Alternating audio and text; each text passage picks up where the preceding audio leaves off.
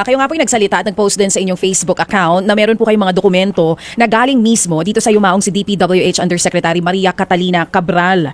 Sir, para lang din po mas malinaw, ito po ba mga dokumento na ito, soft copy or hard copy po ba itong mga ito?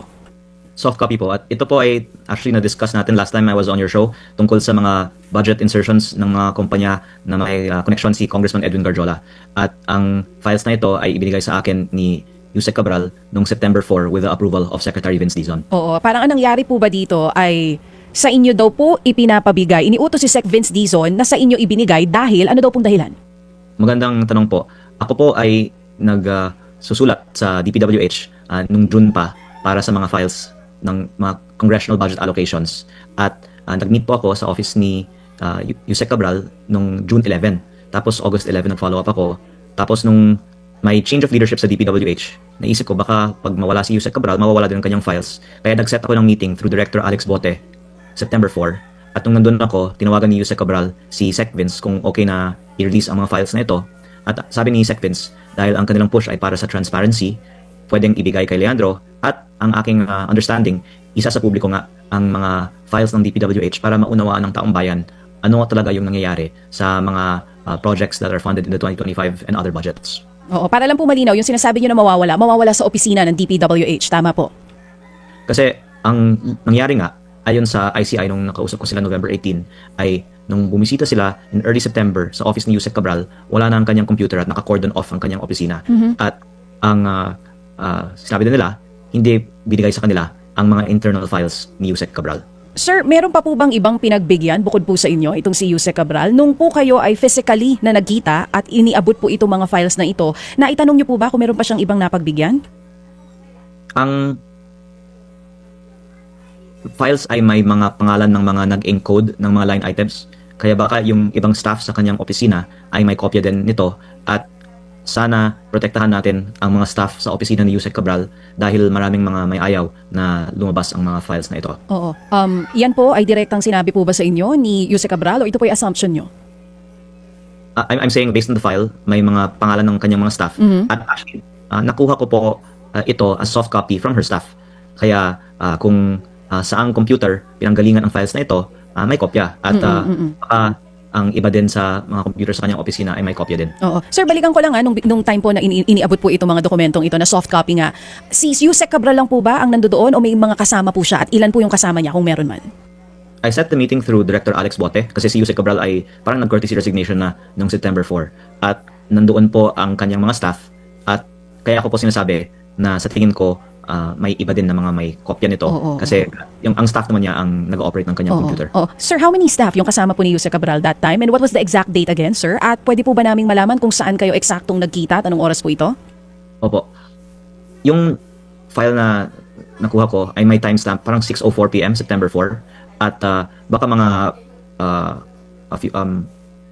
that afternoon ako dumating sa kanyang opisina kasi initially pumunta ako sa opisina ni Director Alex Bote sa DPWH Central Office and then katabi noon yung office ni Yusek Cabral. What date po again, sir? Ito pong pagdalaw po ninyo dito sa DPWH nung time na nakuha niyo po yung soft copy?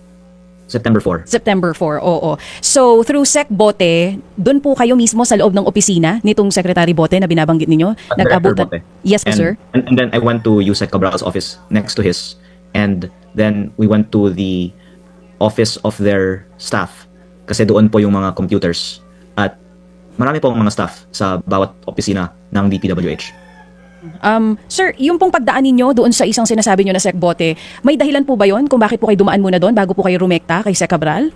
Director Alex Bote ang Yes po, Director Alex Bote. Siya yung pangalawa kay Yusek Cabral at I think kasi nung September 4 nag-courtesy resignation na si Yusek Cabral kaya on her way out na din siya. Hanggang ngayon si Director Alex Bote ay nasa DPWH pa at I'm sorry to put this attention but maganda kung protektahan natin si Director Alex Bote at kung may investigasyon man, sana lumabas mula sa kanya ang katotohanan tungkol sa DPWH budget. Oo. Sir, puntahan natin ito pong laman mismo ng mga dokumento na hawak ninyo. Ano exactly po ang laman nito? Tinignan nyo na po ba kung ano yung naibigay po sa inyong mga dokumento? In the 2025 DPWH budget, there is 721 billion in the net.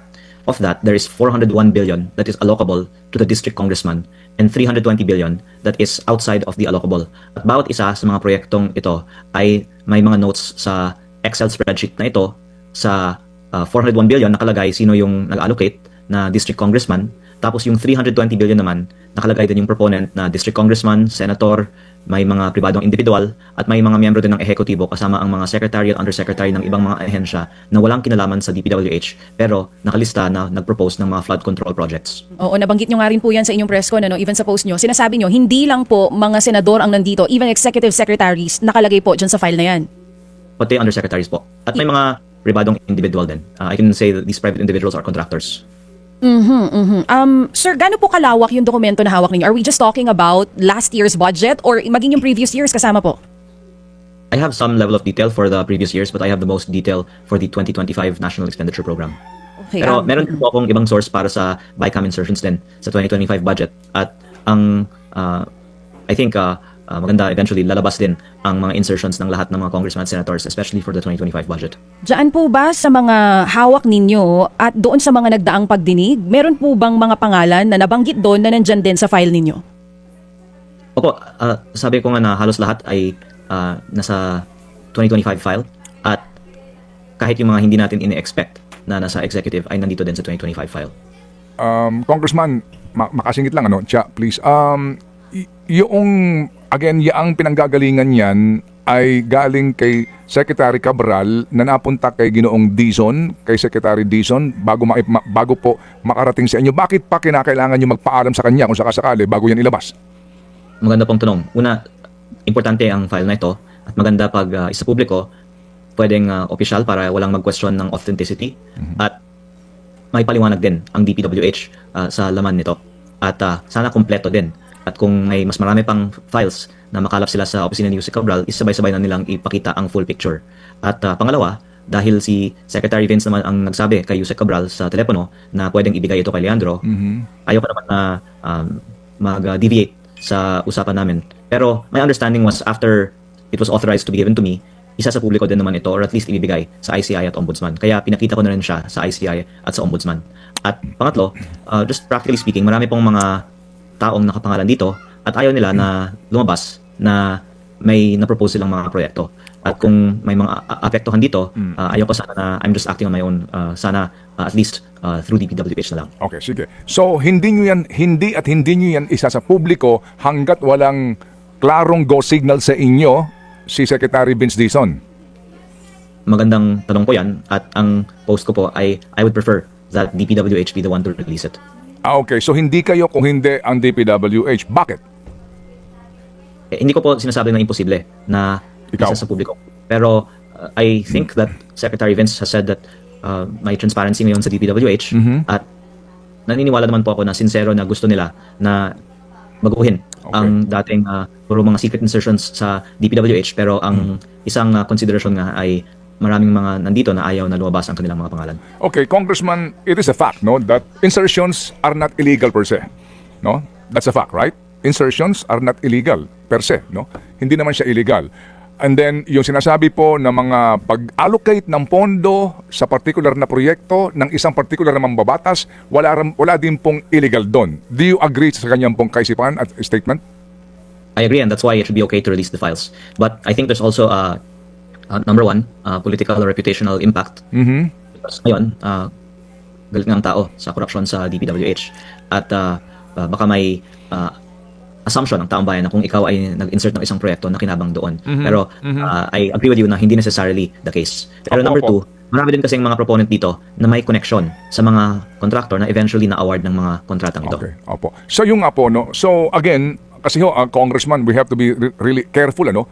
Dito nga po sa usapin na ito, kasi nga yung pong pag merong na banggit na pangalan, yung presumption nga po na siya ay nagnakaw na. Pero diyan po sa listahan na hawak ninyo o dokumentong yan, opo, una, yung kanyang authenticity question. Talaga bang yan nanggaling mismo kay Yusek Cabral? Pangalawa, how incriminating are itong informasyon na laman ng files na iyan sa isang particular po na mambabatas, cabinet secretary o sinumang opisyal po ng gobyerno sa maaari niyong sabihin na pinaka-incriminating kung meron man? First, I would say 110% these files are authentic because I got them from the Office of Yusek Cabral myself. At I think may mga metadata naman yung mga files na ito kung sino ang author ng file.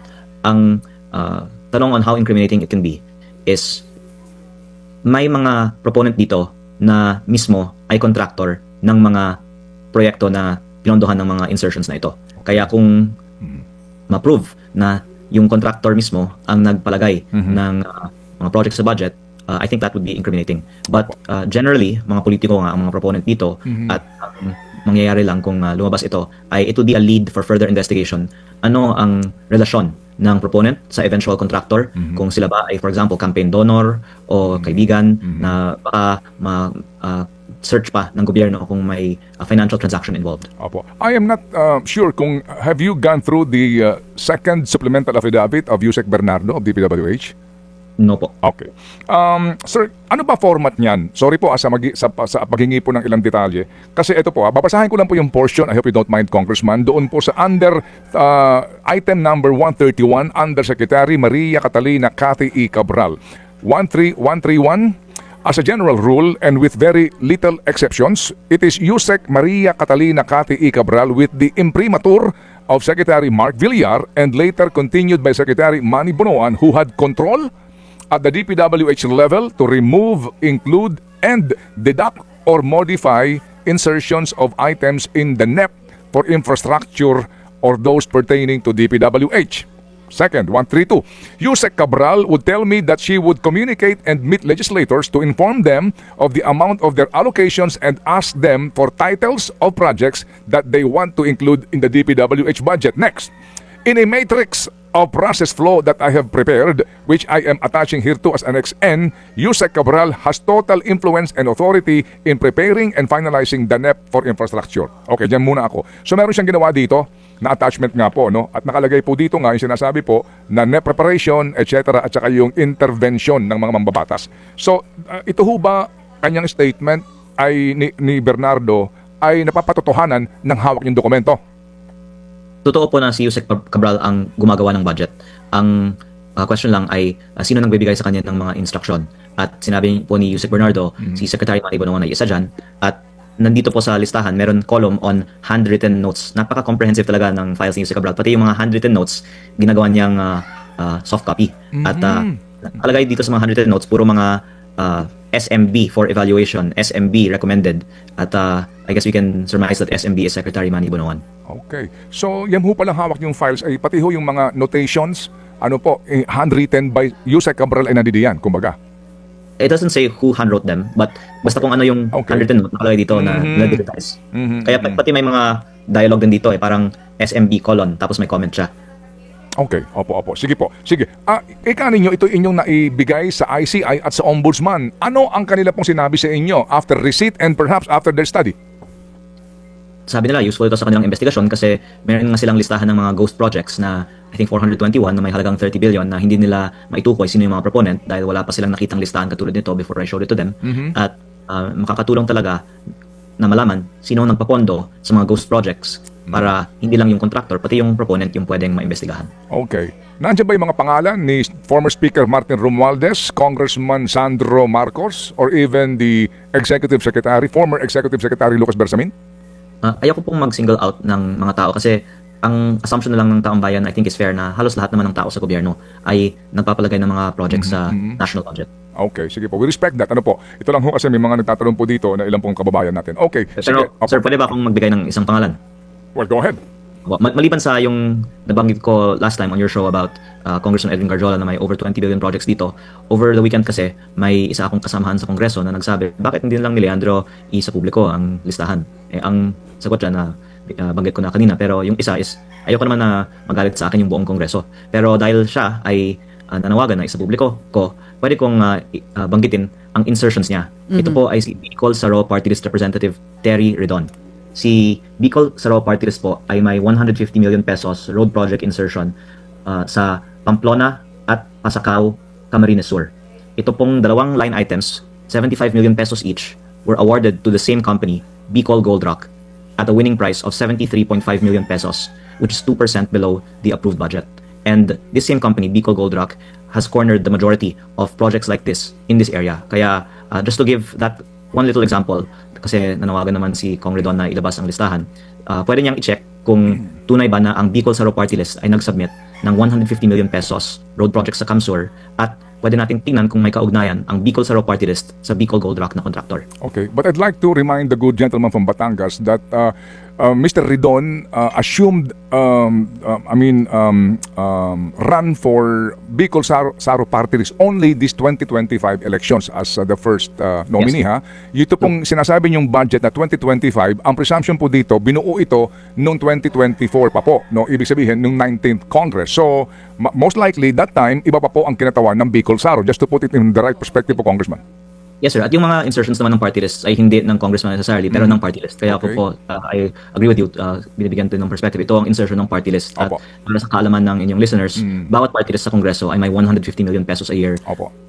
alokasyon sa DPWH budget. At Okay. sinasabi ko lang na ayon sa records, dito sa road projects ng CAMSUR, ang 2025 insertion ng Bicol Saro Party List na parehong na-award sa isang contractor. At yan ang example ng buong listahan na pwede natin ma-connect the dots ng mga proponents sa mga contractors. Yes, sir. O kaninyo, no? Bicol, ako Bicol, I'm sorry.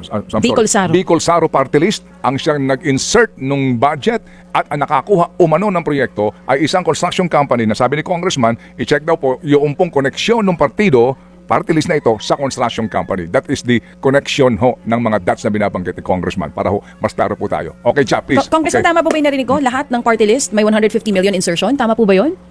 Yan yung basic allocation po, pero syempre may extra on top of that. At doon sa BICAM, isinuwalat din ni Congressman Toby Chanco na may mga iilang party list na bilyon-bilyon ang alokasyon. Congressman, meron pa po bang ibang mga pangalan dyan na nagulat kayo, nakasama po sila doon? Syempre yung mga pribadong individual kasi lalong walang dahilan na may mga contractor na proponent dito. At yung mga secretary at undersecretary na wala namang kaugnayan sa DPWH.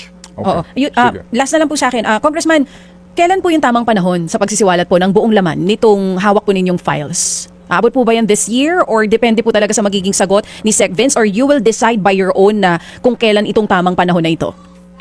Well, I will await Secretary Vince's response because I'm sure he will respond in some way, and I'm sure it will be very wise because we have to, I guess, weigh if we want to affect so many officials by releasing their insertions, and I think that this is something that will have a lot of bearing on a lot of people, especially in light of the tragedy of last Thursday with Yusek Cabral. Ayoko din na ako po mismo ay makaka-apekto emotionally sa maraming tao.